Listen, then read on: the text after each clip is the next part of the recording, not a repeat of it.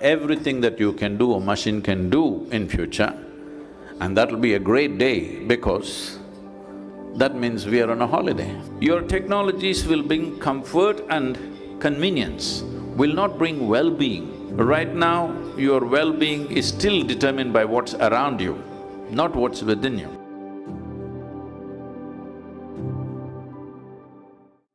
Anything that can be built by storage of memory and access to memory and analysis of this memory and expression of this memory, everything that you're doing through your intellect and thinking that is you, can be done by a machine at some point. I'm not the expert to predict when, but definitely it can be done, there's no question about that. But there's another dimension of intelligence within the human being, which we refer to as chitta. What chitta means is, this is a dimension of intelligence where there is not an iota of memory, it is unsullied by memory. What this means is, see, memory is what has made you everything that you are. You have a human form, this is evolutionary memory. You have variety of other memories, that's what makes you a certain kind of person, and so many other things that you are. Your professions, your capabilities, your knowledge, everything is because of memory. But memory is also a defining boundary. The moment you identify with your memory, you say, oh, this is my friend, this one I do not know, this is a person I like, this is a person I don't like, this is all memory. Memory fixes a definition and a defined boundary to your life. What is me and what is you is just a question of memory, that I know this is me and this is you. But there is a dimension of intelligence which we call as chitta, or in modern terminology loosely, it can be called as consciousness. Not being conscious as you and me are, this is wakefulness, this is not consciousness. So, this dimension of intelligence has no memory in it. Where there is no memory, there are no boundaries to it. You will not do that with a robot. Do what you want. Because everything that can be done by memory will be done. Right now, 90% or more of humanity lives by their intellect and their physiological and intellectual capabilities. These things can be built at some point and make them look very real. So, once machines start doing this, it is inevitable for you to explore the deeper dimensions of who you are. Maybe 500 years ago, let us say, if you want to be a big man in the place, in your town, you had to have big muscles. Whoever had the big muscles was the big man, strong man there. But now if you have big muscles, we will give you a menial job. We don't recognize you. One reason why women have an equal space or reasonably equal space on the planet today is because of technology, because the power of the muscle has been neutralized. How much brain power do you have, how much intellectual power you have is deciding things right now.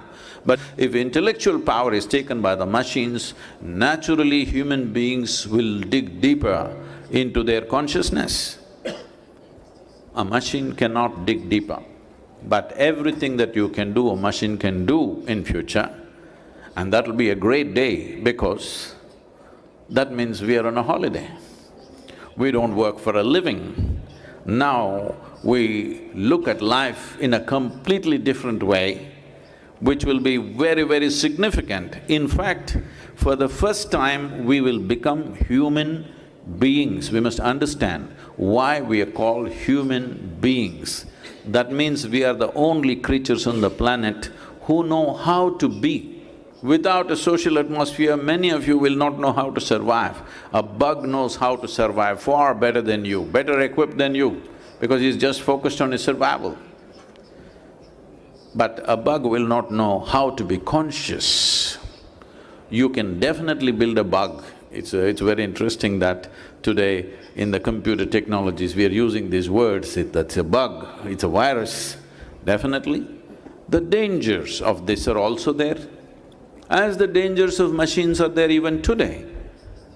For example, the automobiles are killing more people than wars. Every year after year, they're killing. But we have accepted that as collateral damage, it's part of the thing. We're traveling faster, so some people will die.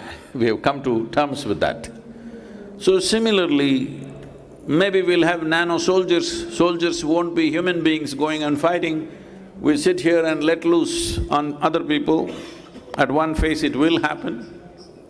These things will be terrible, but even now it's terrible. You can just press a switch here and destroy a whole city somewhere else. As these capabilities are coming, we must also strive to upgrade the human being to move beyond the limitations of their intellect and come to a deeper dimension of intelligence, which is life itself, the very source of life itself within us. We have to invest in consciousness. Till now, we've been investing only in our survival. But once the technologies that they're talking about starts becoming a reality, which is already becoming, survival will not even be an issue. When survival is not an issue, we will definitely start investing, but the sooner we invest, with less aberration, we can move into these new possibilities. It's always a double-edged sword. Which way are you going to use it depends on who you are, isn't it? So whether your identity and your experience is very exclusive or your identity and experience is very inclusive, this will determine which shape and in which way the sword will swing. So it is time we make that voice which refers to a dimensionless, a boundaryless consciousness heard. And methodologies as to how to become conscious, as there are technologies to create well-being in our surroundings, there is a science and technology to do the same within us.